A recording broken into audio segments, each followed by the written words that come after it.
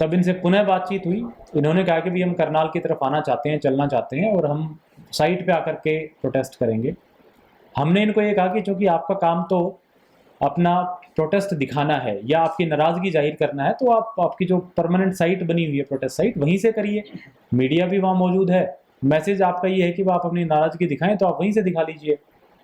तो इन्होंने कहा कि एक डीएसपी और एसडीएम वहाँ भेज दें, तो हमने डीएसपी प्लस एसडीएम घरोंडा पूजा भारती जी को वहाँ भेजा और वहाँ फिर जो है इनसे उन्होंने बातचीत की।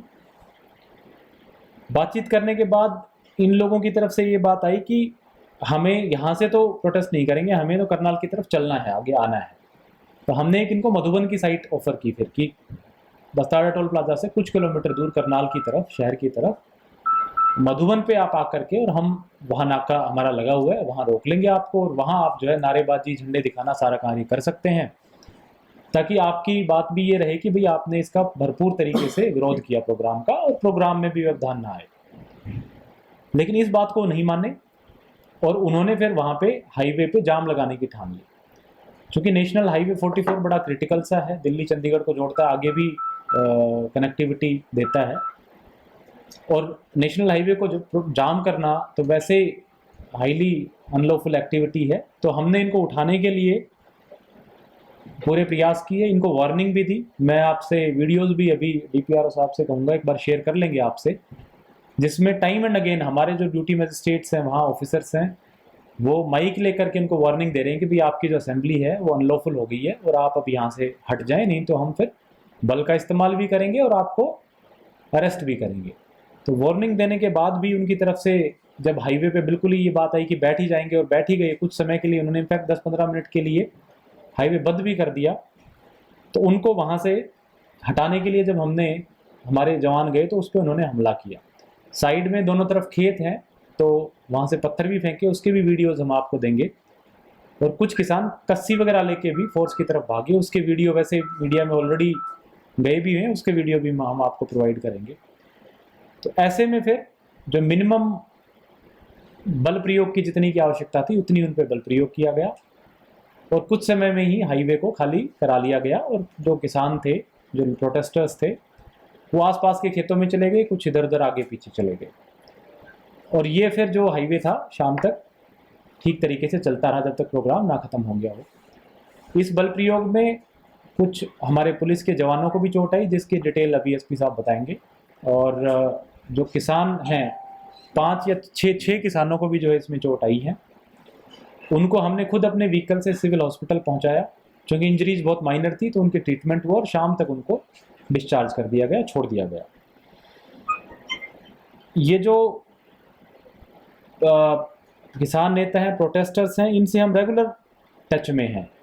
हर महीने लगभग हमारी 2 बारी इनके साथ मीटिंग होती है और बड़ी सद्भावपूर्ण माहौल में बातचीत होती है कि आपने किस तरीके से प्रोटेस्ट करना है, किसी कार्यक्रम का व्यवधान नहीं करना, किसी गाड़ी पे तोड़फोड़ नहीं करना। इनफैक्ट जब 11 बजे कुछ वीआईपी व्हीकल्स उधर से आ रहे थे तो कुछ लोगों ने झंडे भी दिखाए और उस पर डंडे भी मारे गाड़ियों पे, जबकि हमारी जब इनसे स्पष्ट बातचीत हुई थी, संयुक्त किसान मोर्चा की तरफ से भी समय समय पे बयान आए हैं कि इनको प्रोटेस्ट करना है, विरोध करना है, झंडे दिखाने हैं, नारे लगाने हैं, लेकिन तोड़फोड़ नहीं करनी, डिसरप्शन नहीं करनी, गाड़ियों पे हमला नहीं करना, इस तरह की चीज़ें नहीं करनी। बट क्योंकि स्वाभाविक रूप से कोई भी प्रोटेस्ट होता है तो उसमें शरारती एलिमेंट होते ही हैं, और उनकी तरफ से जो है पुलिस पे, फोर्स पे, ऑफिसर्स पे पत्थर फेंके गए और इसके फलस्वरूप जो है उन पे जो समुचित बल प्रयोग था वो किया गया। एक और मसला जो आया है, जो मीडिया में काफ़ी चला है, वो एसडीएम करनाल के बारे में है। और उनकी एक वीडियो वायरल हुई है जिसमें वो इंस्ट्रक्शंस देते दिख रहे हैं कि किस तरीके से बल प्रयोग किया जाना है। तो इस बारे में मैं सर्वप्रथम तो, चूँकि उस वीडियो की जो लैंग्वेज है वो, उसमें कुछ शब्द ऐसे हैं जो नहीं होने चाहिए थे, और उसमें इस वजह से प्रशासन का करनाल में मुखिया होने के नाते उन वर्ड्स पे मैं खेद प्रकट करता हूँ। वो शब्द जो है वो वीडियो में जो रखे गए, जो उन्होंने कहे, वो नहीं होने चाहिए थे। लेकिन जो हमारे जो एसडीएम हैं, जो वहाँ पे जिनकी ड्यूटी थी, आप सब ने, क्योंकि करनाल में लगभग 1 साल से वो सर्विस कर रहे हैं, आपने सबने देखा है, सिंसियर ऑफिसर हैं, अपराइट ऑफिसर हैं। और हीट ऑफ द मोमेंट में जब ब्रीफिंग कर रहे थे तो उनसे वो कुछ शब्द निकले जो नहीं निकलने चाहिए थे।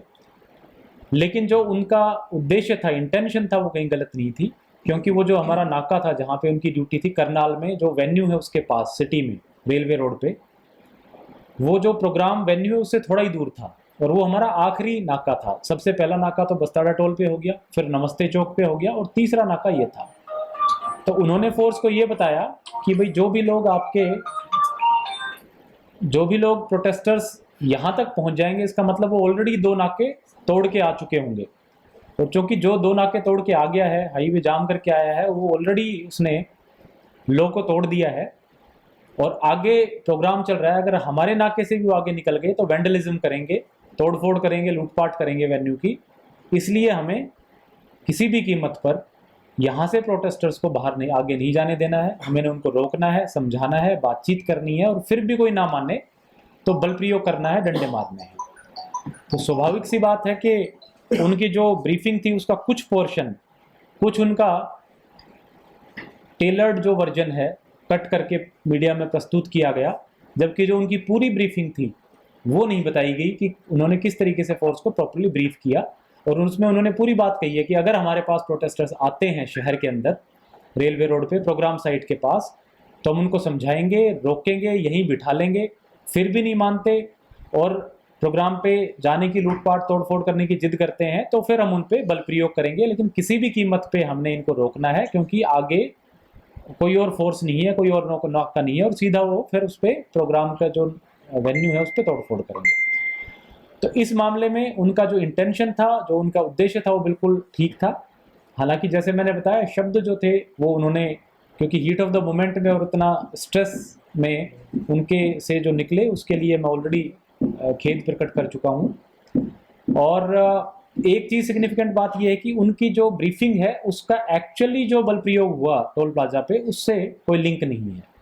मीडिया में ये चीज़ नहीं प्रोजेक्ट हुई कि ये ब्रीफिंग सुबह 8-9 बजे की है और रेलवे रोड की है, जबकि एक्चुअली बल प्रयोग जो है वो बस्ताड़ा टोल प्लाजा पे हुआ, जहाँ पे मेनली जो हमारे ड्यूटी मजिस्ट्रेट DSW थे सत्यवान जी और SDM घरोंडा, चूंकि उनका जुरिस्डिक्शन है, तो पूजा भारती जी वहाँ मौजूद थी और वहाँ पे समुचित प्रिकॉशन लेने के बाद, समुचित चेतावनियाँ देने के बाद, जिनके वीडियोज़ हम आपसे शेयर करेंगे, उसके बाद जो है मिनिमम संख्या में बल प्रयोग किया गया और जो मिनिमम चोटें आई हैं किसानों को, उनको फिर हम खुद जो है सिविल हॉस्पिटल लेके आए, ट्रीटमेंट करके शाम तक डिस्चार्ज कर दिया गया। तो इसमें अब अंत में मैं, उससे पहले कि मैं SP साहब को भी ब्रीफिंग के लिए कहूँ, मैं यही कहना चाहूँगा, जितने भी किसान भाई हैं, प्रोटेस्टर्स हैं, हम जो यहाँ के किसान नेता हैं उनसे रेगुलर टच में हैं। प्रशासनिक तौर पे हम उनसे हर महीने कम से कम 2 बार मीटिंग करते हैं, उनसे बातचीत करते हैं, फ़ोन पे भी उनसे टच में रहते हैं। तो लोगों से आग्रह करेंगे कि कानून कोई भी अपने हाथ में ना ले, क्योंकि कानून फिर उससे सख्ती से निपटेगा। अगर किसी की भी कोई समस्या है, किसी को अपनी बात रखनी है, हल बातचीत रखने से ही होगा और जिला प्रशासन के रास्ते हमेशा बातचीत के लिए खुले हैं।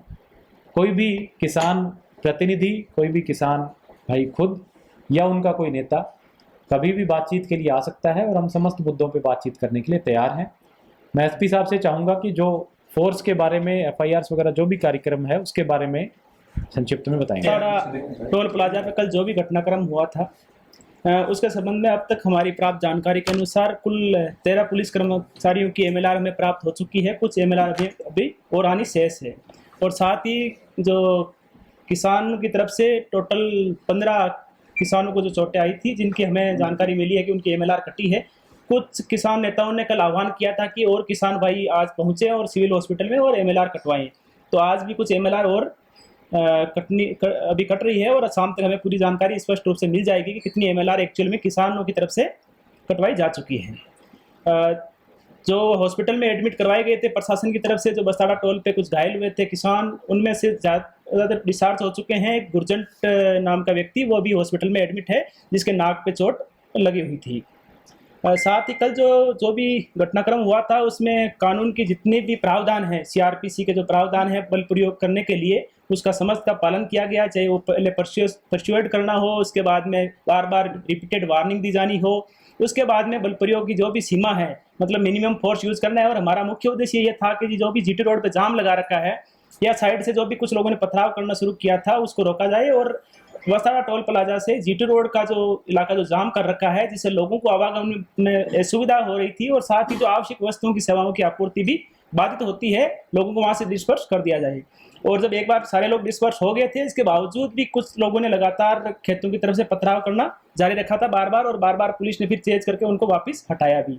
साथ ही एक वीडियो आपने भी देखा होगा जो बार बार उस पर सोशल मीडिया में वायरल हुआ था, जिसमें एक व्यक्ति ने कस्सी लेकर के भी पुलिसकर्मी पर जान से मारने का प्रयास किया था। इस समस्त घटनाक्रम के बाद में शाम को फिर कुछ लोगों के आह्वान पर जीटी रोड फिर जाम किया गया, जिससे लोगों को काफ़ी फिर असुविधा हुई। 3 घंटे के आसपास लगभग नेशनल हाईवे फिर जाम रहा।